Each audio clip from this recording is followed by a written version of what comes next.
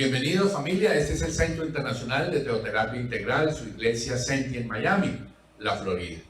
A todos los que estamos aquí reunidos, una bienvenida muy especial, y a todos los que están conectados por internet igualmente, gracias a unos y otros por acompañarnos, por estar aquí junto a nosotros y como familia reunirnos para declarar y establecer el reino de Dios en la tierra. Ese es el objetivo que tenemos, la gran comisión, los negocios del Padre. Y gracias por sus oraciones, gracias por su cariño, su presencia, gracias por la inversión de su tiempo, la inversión de sus diezmos y ofrendas. Gracias porque la obra de Dios avanza a través de rodillas dobladas y manos levantadas.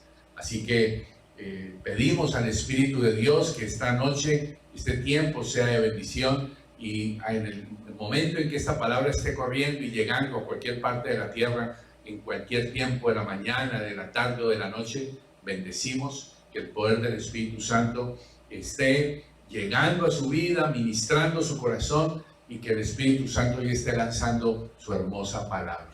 Así que bienvenidos en el nombre de Cristo Jesús. Bien familia, hemos venido trabajando durante las últimas 2 semanas el Salmo 91 y recordamos esos 2 versículos. Trabajamos inicialmente el versículo 1 y el versículo 2, el famoso planteamiento que está allí sobre el que habita al abrigo del Altísimo morará bajo la sombra del Omnipotente. Y evidentemente es inevitable que nosotros al ver todas estas verdades que vemos en la palabra de Dios, y particularmente hemos trabajado estas 2 semanas con el Salmo 91, eso nos anima a profundizar mucho más, y es lo que vamos a intentar esta noche, respecto de lo que Dios desea, respecto de lo que Dios no desea, respecto de las 4 dimensiones del amor de Dios. Que podamos poder comprender bien eso, porque es lo que la palabra de Dios nos asiste. Yo quiero animarles, familia, a que entendamos que la vida cristiana y la fe cristiana es una relación interactiva de ida y vuelta entre Dios Padre, Dios Hijo, Dios Espíritu Santo y usted. Es una relación interactiva. No es algo de una sola vía, sino es de ida y vuelta. La muerte y resurrección de Jesús no es una triste historia de un hombre que habló cosas hermosas y finalmente fue traicionado y murió. Esa no es la historia de la muerte y resurrección de Jesús. La paternidad de Dios no es un concepto. La paternidad de Dios no es una idea, no es una doctrina. La paternidad de Dios es plan de amor y de preciosa bendición de un Padre, nuestro amado Dios, a nosotros sus hijos. A Dios Padre, a Dios Hijo y a Dios Espíritu Santo no se le conoce por un programa, no se le conoce por un método, no se le conoce por un tipo de estudio. La relación con Dios, Él desea que nosotros no solo creamos en Él, Dios está en el plan de esperar que usted y yo solo tenemos que estar obedeciendo, y que Dios anda por allí buscando y cazando pecadores para castigarlos, y que Dios es un Dios indiferente que anda lejos y lejano de lo que usted y yo estamos viviendo. Eso no es lo que está en la mente de Dios, no es lo que está en el diseño de Dios, y no es lo que está preparado en el corazón de Dios. Yo quiero animarles a que ahora ustedes miren estas 20 palabras, y le quiero hacer una pregunta. No sé si alcanzan a verlas ahí bien, si alcanzan a leerlas, o quedó muy pequeño. ¿Quedaron bien? Bien. ¿Sí está muy pequeño? Pero Bueno, pero yo creo que alcanzan a verlas. Voy a leerlas para aquellos que de pronto no alcanzan a leer, pero pueden tomarle una foto. Estas 20 palabras, la pregunta es, ¿cuál de estas palabras describe su vida espiritual? ¿Cuál de estas palabras describe su vida espiritual? Es su vida espiritual, y en esto yo quiero animarle a que seamos honestos, seamos muy sinceros respecto de evaluar esa situación. ¿Es su vida espiritual inexistente, emocionante, desalentadora, dinámica, pecaminosa, sin crecimiento, creciente, poderosa, contagiosa, vergonzosa, decreciente, milagrosa, desconcertante, sin esperanza, intensa, confusa, victoriosa, derrotada, gozosa, quizás bochornosa? Ahí están estas 20 palabras que nos pueden ayudar y usted debe estar dispuesto a considerar. Miren ahora lo siguiente. Va a haber un cambio de color allí. Y allí ahora en el color rojo aparecen aquellas que pueden ayudarnos a mostrar una realidad muy difícil en nuestra relación con Dios, pero que nos ayudan a reflexionar, y por eso le animo a que tome la foto para que usted lo trabaje. Porque finalmente, cuando yo evalúo, por ejemplo, mi matrimonio y lo confronto con estas palabras, por ejemplo, pues finalmente al que le conviene tomar en serio estas cosas es a mí, porque es mi matrimonio.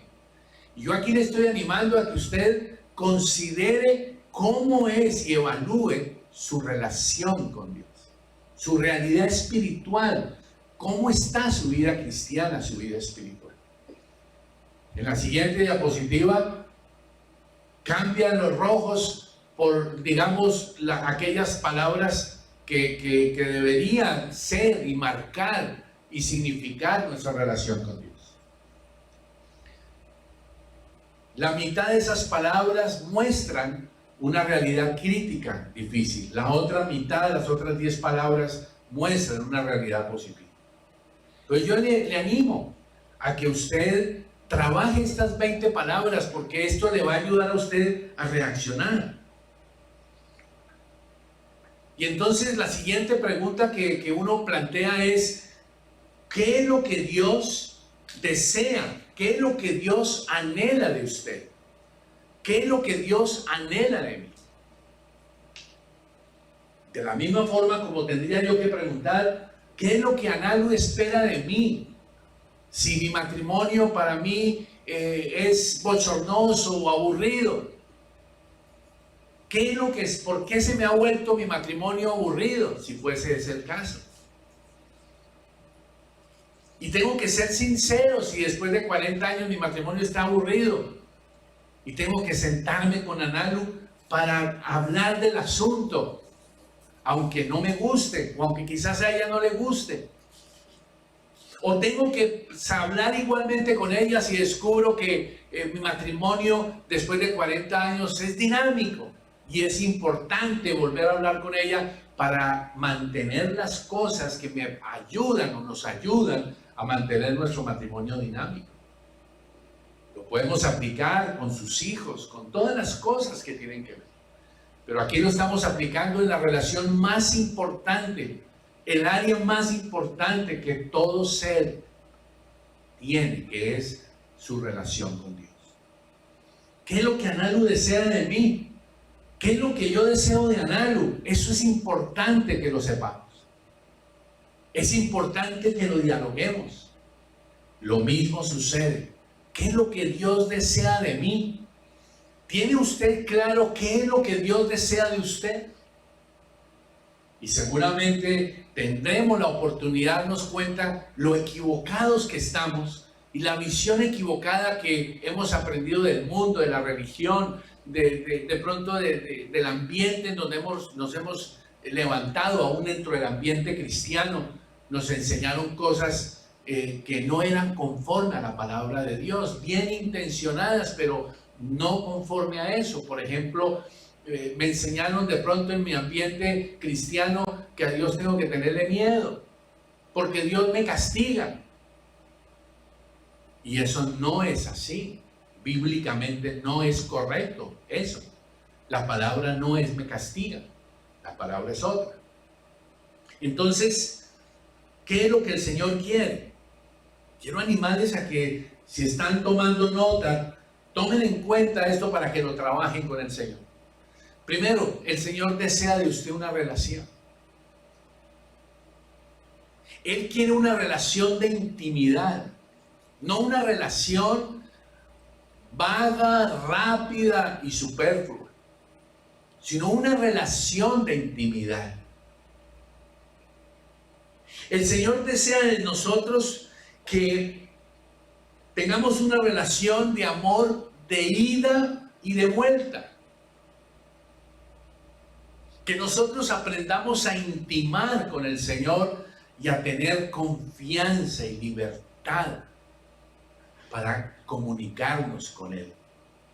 El Señor desea participar activamente en su vida y en mi vida. ¿Hasta dónde usted y yo no permitimos que el Señor participe? Las decisiones que tomamos, las prioridades que definimos en nuestra vida. En un momento dado, no permitimos que el Señor participe de eso. El Señor desea desarrollar su potencial. Él quiere que usted y yo desarrollemos nuestros talentos y Él nos ha dado dones. No solo los dones físicos que nos ha dado por el momento en que hemos nacido, sino los dones espirituales. El Señor desea colocar en usted el anhelo de su presencia. El Señor quiere colocar en usted y en mí el mostrarle planes y propósitos. En eso está insistiendo el Señor con usted y conmigo. Él quiere usar su vida para bendecir a otros. Él está interesado en proteger su familia, proteger sus hijos. Él está interesado en que tú seas útil y yo sea útil en sus manos. Y podríamos enumerar una gran cantidad de anhelos y deseos que Dios tiene con usted y conmigo. Quizás esto nos ayuda a reflexionar cuántos nosotros estamos dispuestos a alinearnos con el Señor en ese anhelo y esos propósitos que Dios tiene con su vida y con mi vida.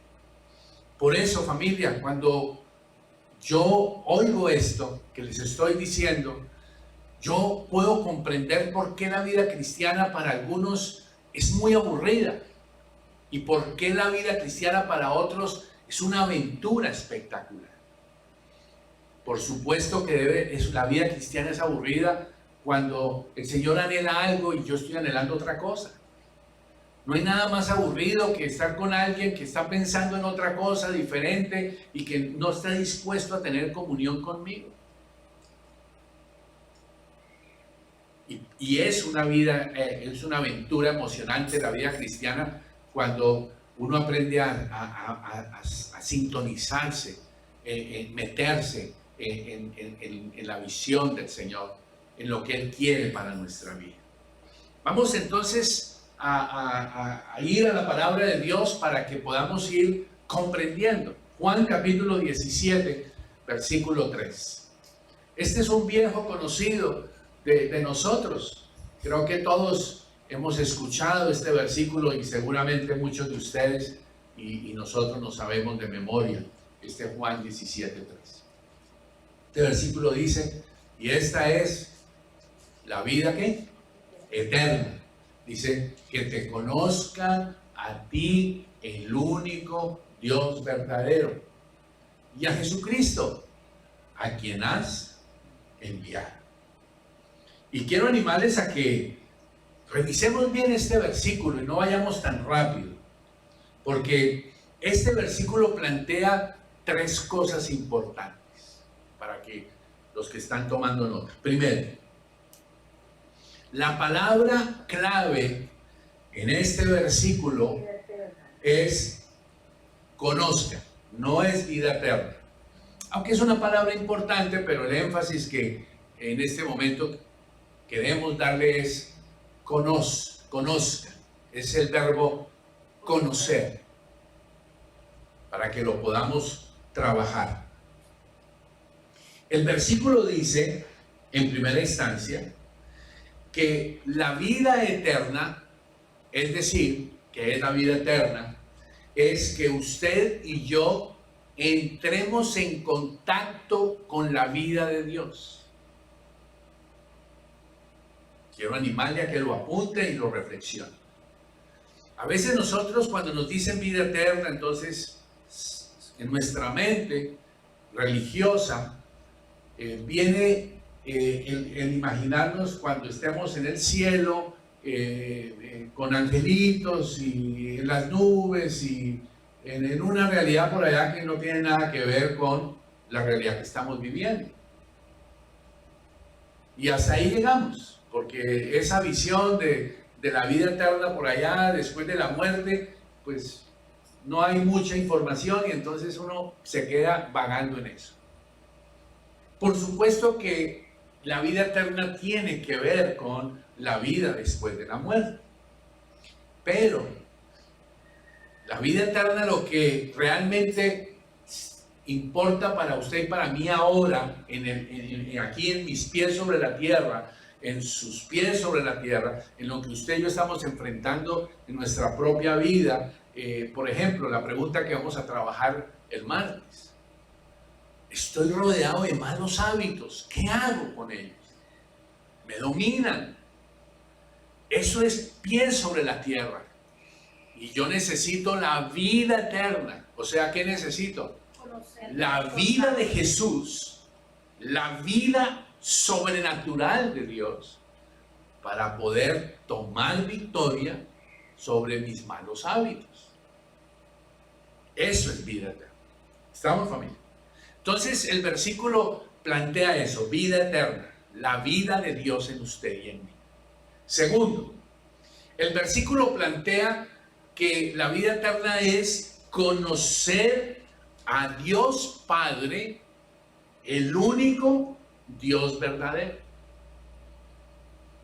Conocer a Dios. Miren el desafío que implica. Usted y yo nos atrevemos a decir que conocemos a Dios.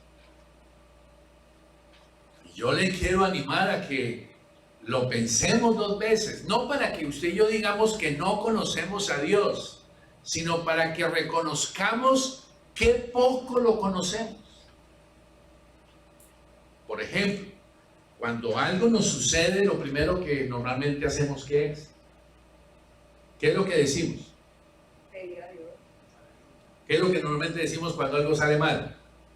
Gloria a Dios. Eso no es lo que normalmente decimos. ¿Qué es lo que normalmente decimos? Dios, ¿por qué me mandaste esto? ¿Se acuerdan o no? ¿Está haciendo mucho calor? ¿Está bien? Ok. ¿Por qué me mandaste esto? Y la pregunta es, decir eso, ¿qué estamos diciendo? Estamos diciendo que estamos violentando la Biblia, porque la Biblia dice que de Dios no procede nada malo. Dos, lo estamos culpando, estamos siendo atrevidos. ¿Qué demuestra eso, familia? Que no lo conocemos. ¿Estamos? No conocemos su carácter, no conocemos sus atributos. Y quiero decirles, vayamos preparando porque nos vamos a meter a conocer los atributos de Dios. A que nosotros comprendamos en nuestra experiencia con Dios quién es Él. No un conocimiento intelectual, sino un conocimiento de experiencia con Dios. Es muy importante eso, porque si nosotros no establecemos una relación con el Señor, es la razón por la cual muchas personas, usted y yo hemos visto en su propia vida, mi propia vida, hemos pasado años en las cosas de Dios y la vida cristiana se vuelve un chicle viejo que usted mastica y mastica y ya lo único que queremos es tirar el chicle porque ya no sabe a nada. Personas que llevan años como cristianos y su vida no tiene sentido, su vida cristiana está vacía, es aburrida, no les gusta orar, no les gusta la palabra de Dios, no descubren la bendición del ayuno, no hay fuego en su corazón para compartir a otros, lógico. Pues es mejor que ni compartan de Cristo, porque imagínense con ese corazón que van a compartir. Pero ojo, estoy diciendo buena onda, ¿no? Quiero decirle que si usted habla de Cristo, su corazón comienza a cambiar, eso se lo puedo asegurar, pero lo que quiero decir es que yo no puedo dar nada de lo que no estoy viviendo. Entonces es bien importante esto, conocer a Dios, el único Dios verdadero. Y vamos a meternos durante las próximas semanas a descubrir los atributos de Dios, para que esto nos ayude a abrir el panorama y ampliar la visión pobre que tenemos de quién es Dios. Porque la visión básica que tenemos de Dios es a alguien que hay que pedirle cuando las cosas están mal. Esa es la visión que se tiene normalmente de Dios. Y esa no es lo que la palabra de Dios dice. Que te conozcan, ¿cómo es? Que te conozcan a ti, ¿quién? Dios verdadero. El único Dios verdadero. ¿Y qué más dice el versículo? Dice, y que conozcamos a Jesucristo. O sea, que no solo es conocer al Padre, sino conocer a Jesucristo. ¿Y por qué el apóstol mete a Jesús en el asunto? Porque si no conoces, no tienes una relación personal con Jesucristo, no puedes tener una relación personal con Dios Padre. Usted y yo podemos protestar, podemos cuestionar, la gente puede cuestionar muchas cosas, y por qué Dios esto y por qué Dios aquello, usted y yo lo hacemos, pero así ha sido establecido. Nadie es que, nadie, no hay excepción, viene al Padre sino por ¿dónde? Por mí, dice Jesús. Él es el único camino.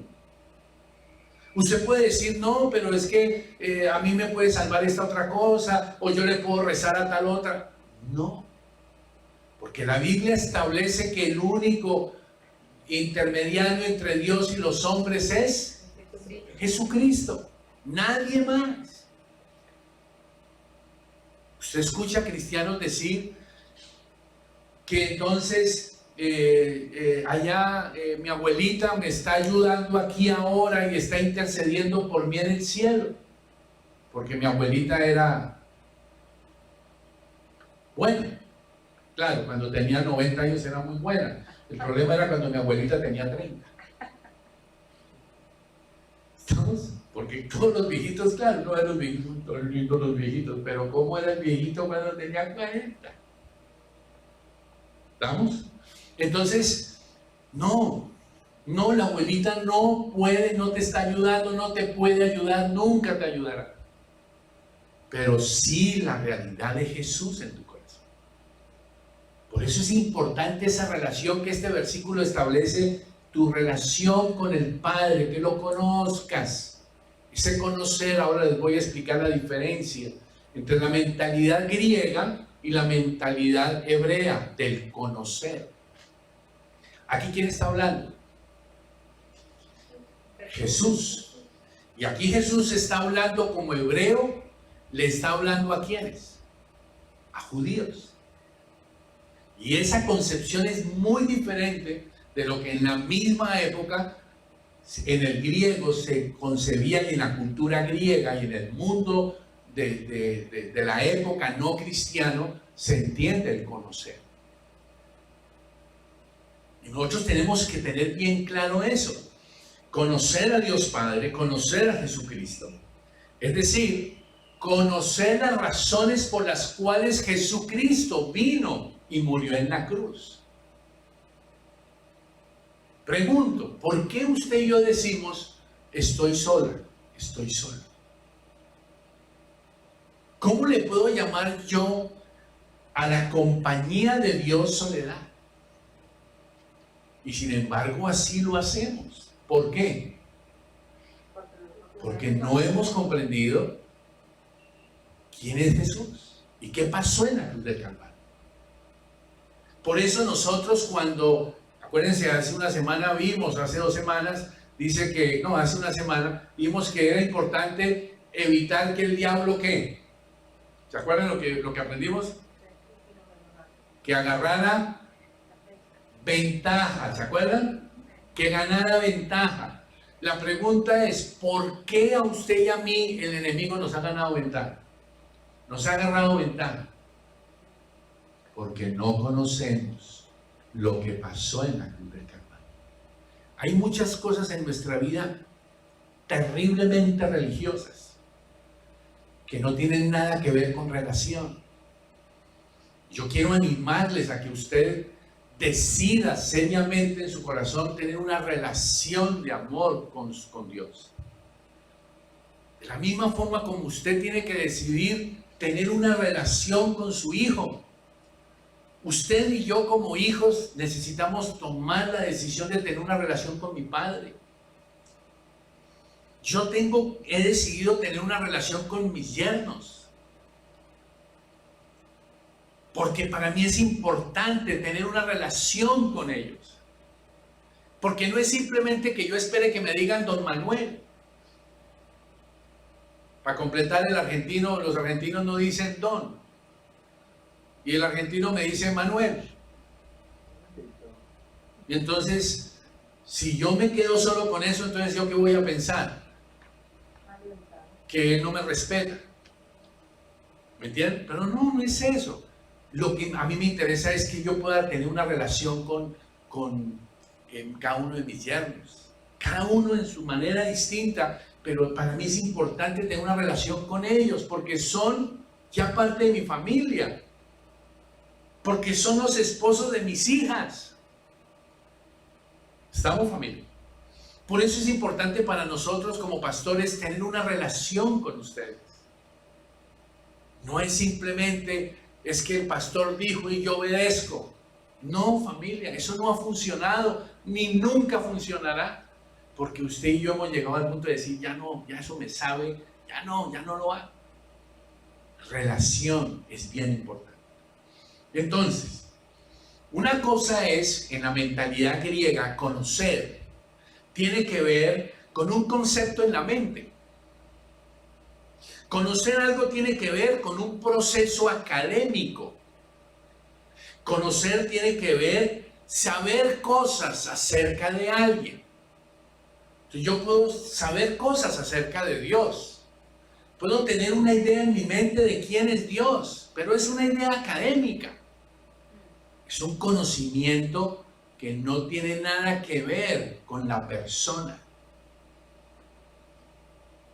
Yo a usted le puedo hablar del África, de un país del África. Le puedo hablar de la historia del África, de ese país. Le puedo hablar de esto y aquello y lo otro.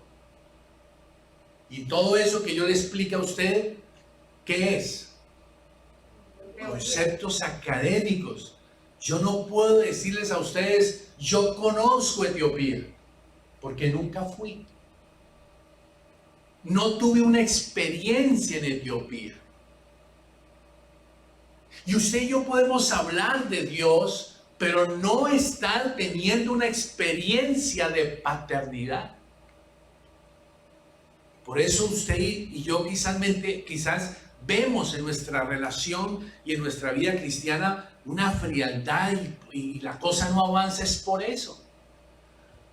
Porque usted y yo sabemos cosas de Dios, pero no sabemos su paternidad.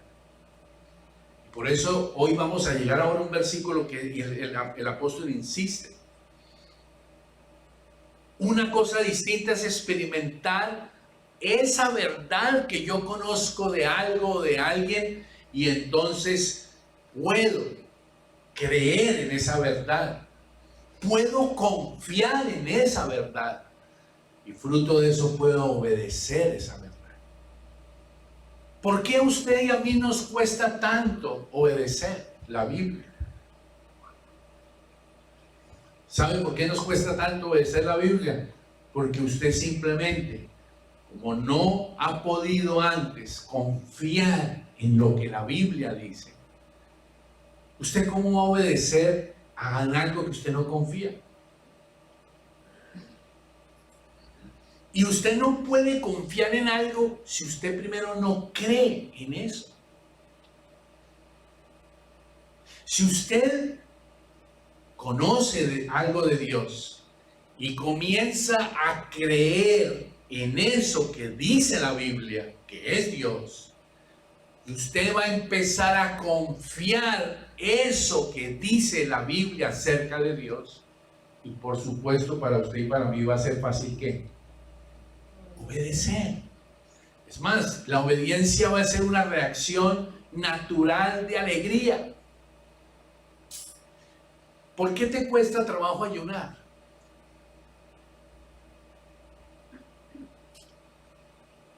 Porque la visión que tienes del ayuno es equivocada. Y no crees en eso que la Biblia dice del ayuno. Y no confías en lo que la Biblia dice del ayuno. Y por supuesto te cuesta trabajo decir voy a ayunar. ¿Por qué te cuesta trabajo a ti y a mí perdonar a otro? Perdonar al enemigo. Porque no has creído esa verdad del perdón. No has comprendido qué fue lo que pasó en la cruz del Calvario hace 2000 años con tu perdón. Por eso no puedes confiar en eso y nunca vas a pedir perdón. Y nuestra vida cristiana se nos vuelve todo un problema por eso tan sencillo. Así que debemos construir y desarrollar esa relación de amor con Dios. Yo quiero animarle a que usted entienda que la relación con Dios, construir esa relación, es lo más importante en su vida. Más importante que trabajar, más importante que construir una casita, más importante que sus hijos, más importante que su matrimonio, más importante que la plata. Cuando usted descubra qué es esa relación, usted no va a poner nada ni nadie por encima de la prioridad que Dios significa. No va a haber peros en su corazón. No lo va a haber. Ser amado por Dios es la relación suprema. Porque cuando usted y yo experimentamos la paternidad de Dios, todo nuestro ser se llena de respuestas. Por eso la gente puede tener muchas cosas, pero están vacías. Y posiblemente usted y yo hoy estamos vacíos. De nada sirve que usted y yo leamos el Salmo 91:1. Devuélvamelo, Betico, por favor. De nada sirve que usted diga: el que habita al abrigo del Altísimo morará bajo la sombra del Omnipotente. Si usted no conoce qué significa abrigo, qué significa que sea altísimo, qué significa la sombra de ese Altísimo, ¿quién es ese Dios que le está ofreciendo a usted morada? Y si nosotros no creemos en ese concepto, que perdonen que use esa palabra, pero quiero decir, o sea, en esa verdad revelacional, concepto no, verdad revelacional, pues usted y yo nunca iremos a morar bajo la sombra del Omnipotente. Por eso a las 5 de la mañana les estamos invitando a que oremos. ¿Por qué a usted le cuesta trabajo levantarse a las 5 de la mañana a orar? Porque usted no tiene razones, usted no confía que si lo hace, usted no obedece porque no tiene razones para obedecer. Y por eso si le dijeran que a las 5 de la mañana pudiera ganarse $300, ¿usted qué hace? Usted no tiene sueño para levantarse, lo puedo asegurar. Porque usted, ¿qué hizo? Usted creyó que va a recibir los $300, entonces está pilas. Simplemente colocando el ejemplo. Vayamos a Job. No está ahí en la sí está ahí en la transparencia. Job capítulo 42. ¿Ustedes se acuerdan? Brevemente para que usted tenga un ejemplo de lo que es experiencia. Job en el capítulo 1, ustedes se acuerdan todo lo que a él le pasó. Y Job, su reacción, ¿cuál fue? Él dijo, Dios da, Dios quita, sea el nombre de Jehová bendito. ¿Se acuerdan? Y a propósito, ¿es cierto que Dios quita?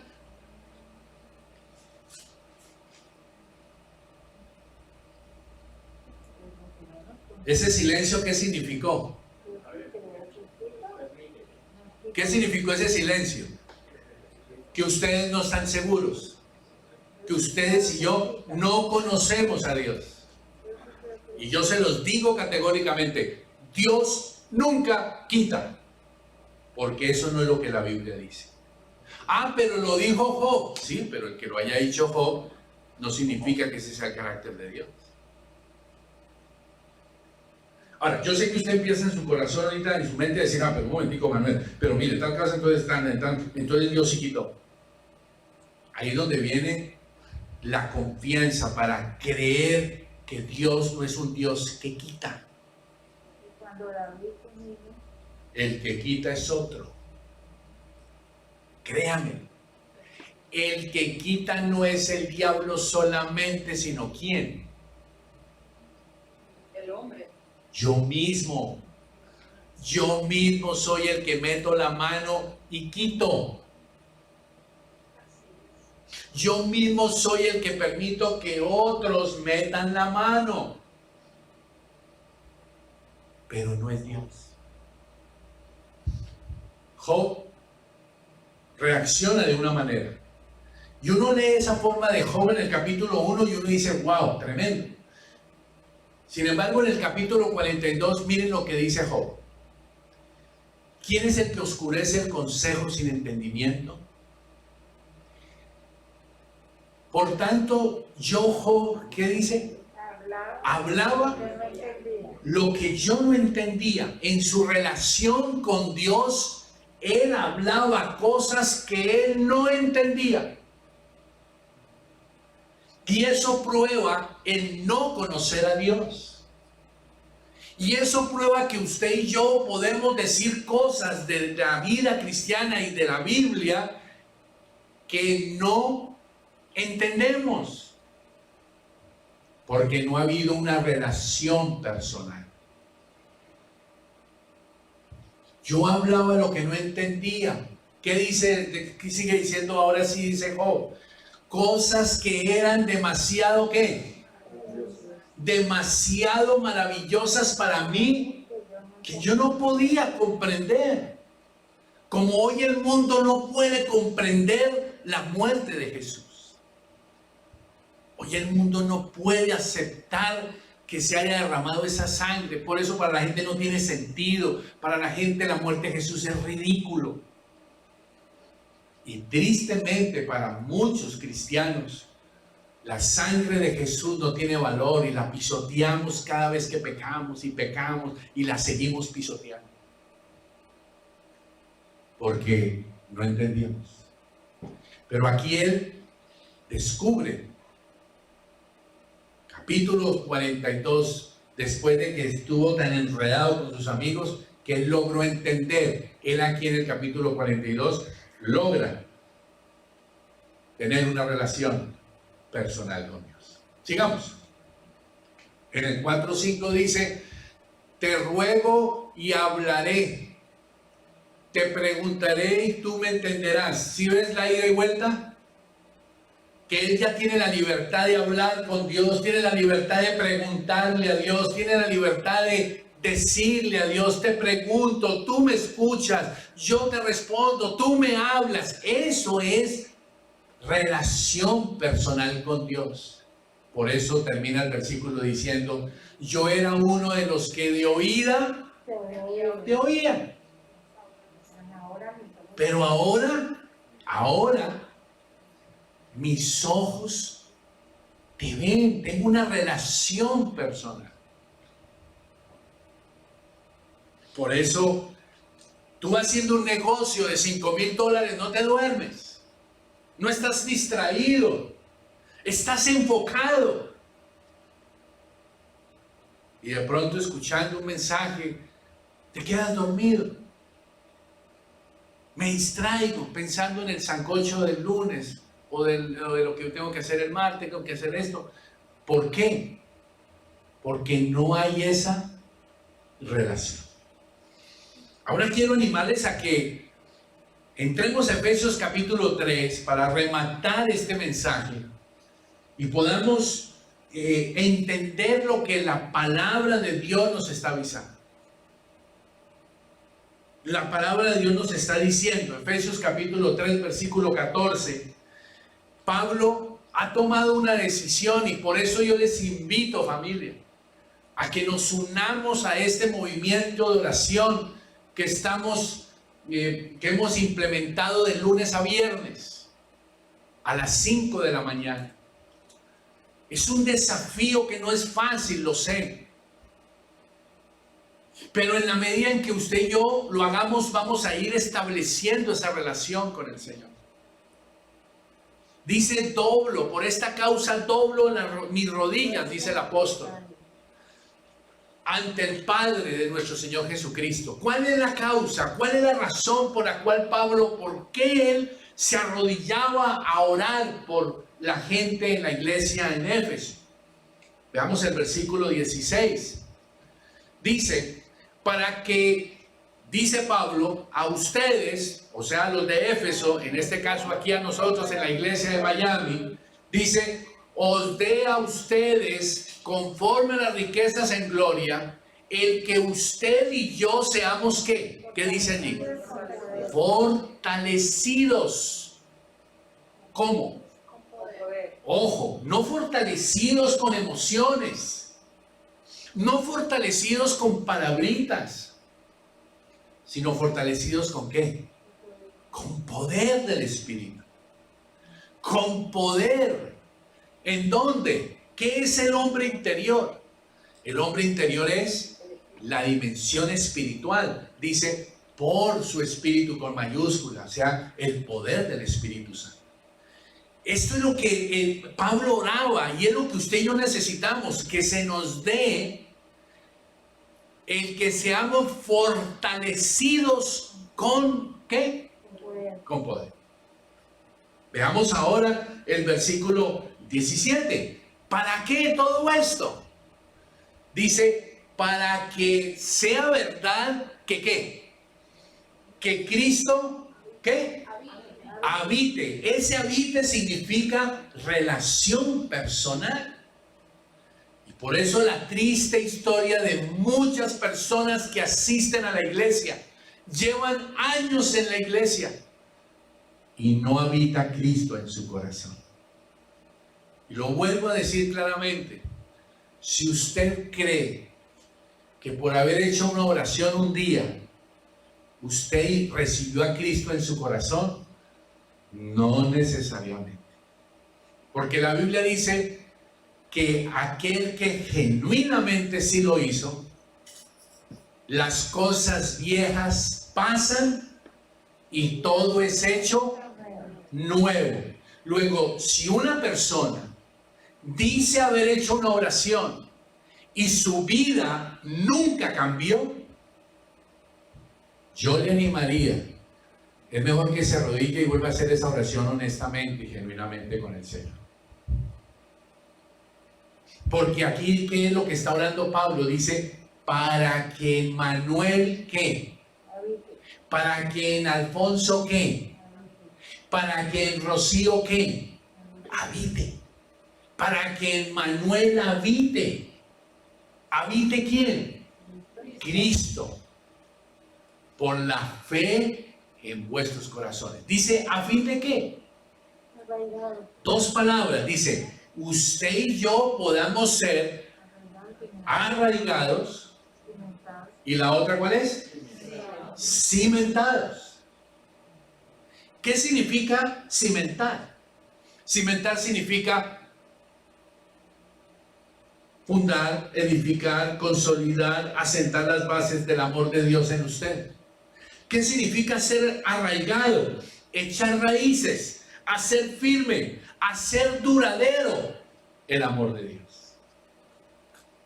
No es algo que hice una oración y ya, no. Usted y yo tenemos que hacer crecer esa raíz. La palabra de Dios tiene que crecer, tiene que desarrollarse. Usted y yo tenemos que darle el ambiente de clima, de temperatura, alimentar su vida espiritual con la palabra de Dios. Y ese ha sido el problema y ese es el desafío que usted y yo tenemos. Miren lo que aquí está diciendo. Y dice que tenemos que ser arraigados y cimentados ¿en qué? En amor. Vamos al siguiente versículo para que vayamos aterrizando. Versículo 18 y 19. Dice, 18. Para que ustedes sean capaces. Miren el verbo que usa Pablo, capacidad, pero no es una capacidad de inteligencia suya o de inteligencia mía, sino tengamos la capacidad de conocer, ¿qué? De comprender 4 cosas. ¿Cuáles son las 4 cosas que necesitamos recibir la capacidad de Dios? Las 4 dimensiones del amor. Vamos a ver, dice, conozcan ¿qué? 1, la anchura. 2, largura. 3, altura. 4, profundidad. ¿Estamos? 4 dimensiones habla la Biblia. El versículo 19 completa y dice anchura, largura, altura y profundidad, y de conocer ¿qué? El amor de Dios, el amor de Cristo. Es decir, que la palabra de Dios hoy nos dice que el amor de Cristo tiene 4 dimensiones. ¿Cuáles son las 4 dimensiones? Lo ancho, lo largo, lo alto y lo profundo. Y estamos hablando ¿de qué? Del amor. Vamos a ver cómo es esto. Vamos, Vero, ayúdame allí. Ahí está. Un cubo. ¿Sí lo ven? ¿Sí distinguen ahí el cubito? Primero, la anchura. En la Biblia, la anchura. Esa es la anchura. Hay 2 dimensiones verticales y 2 dimensiones horizontales. ¿Cuáles son las 2 dimensiones horizontales? La anchura. ¿Cuál sigue? Bueno, la largura. ¿Estamos? Aquí la palabra, la Biblia que tengo en la mano, tiene una anchura y tiene una largura. Es horizontal. Pero la Biblia tiene también ¿qué? Tiene 2 dimensiones verticales. ¿Cuáles son? La altura y la profundidad. ¿Lo están viendo allí? Ahora, ¿qué se formó allí con las líneas azules? ¿Y esa figura a qué se parece? Usted ve esa figura completa. ¿A qué se le parece a usted eso? ¿No tiene forma de escudo? Sí. ¿Sí lo ve? Protege arriba, protege abajo, protege a los lados.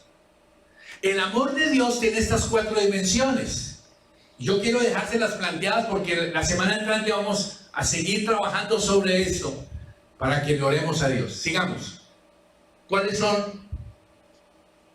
El planteamiento, ¿está muy pequeño? Está bien. ¿Está bien? Bueno, horizontalmente, cuando yo voy a la anchura, debo pensar en que el amor de Dios es, ¿cómo es de ancho el amor de Dios?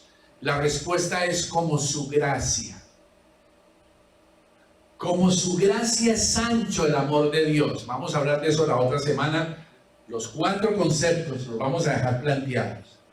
Pero por ahora yo lo que quiero es que usted entienda que usted se mueve en la anchura de Dios, del amor de Dios, es su gracia. En la largura, ¿cuánto es de largo el amor de Dios? ¿Cuánta es la longitud del amor de Dios?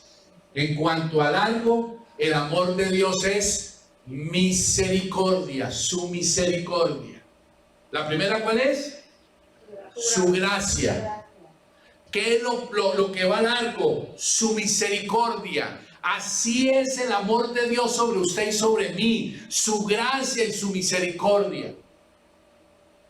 Ahora, hacia arriba el amor de Dios es ¿qué? En la altura, ¿cómo es el amor de Dios? Es como el perdón.